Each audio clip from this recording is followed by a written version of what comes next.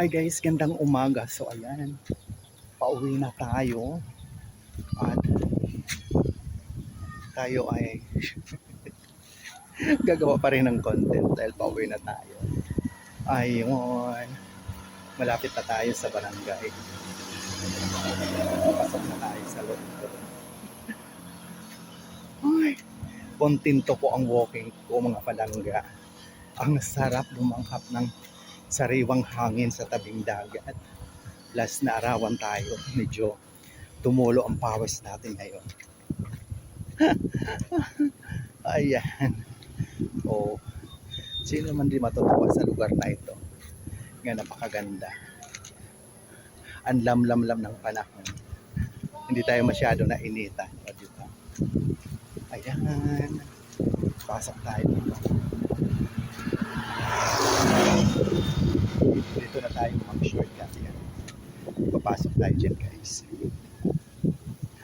Ayan. Let's go. Wow, wow. Indian Mingo. Indian Mingo mga palangga. Oh, ayan oh. Oh. Ang daming bunga. Abot na abot ng aking kamay. Pero hindi tayo magpipitas dahil siyempre hindi sa atin. Ayun.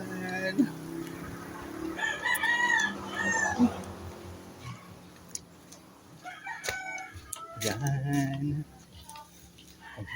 Yan po ang tahimik na barangay ng Nipa. Dito mo makikita ang mga native pa na mga bahay, mga palangga. Na mga bubong ay mga pawid pa rin.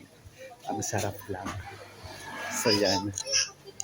So yun guys. Ang ganda ng mga puno. Diba? Ang lilim.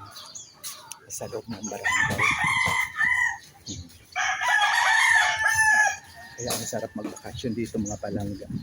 Dito ang makikita ang mga native pang mga bahay. So yan. Oh, ha?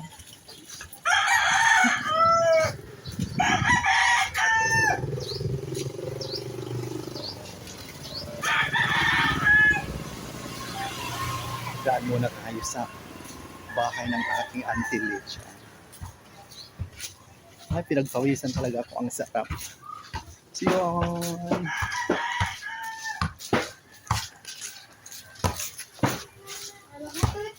So ito naman po ang baybayin dito.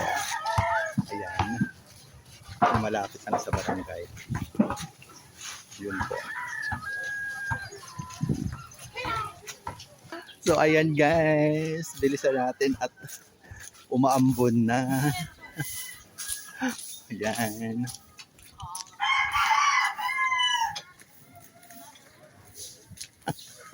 Ang sarap ng ating walking mga palangga.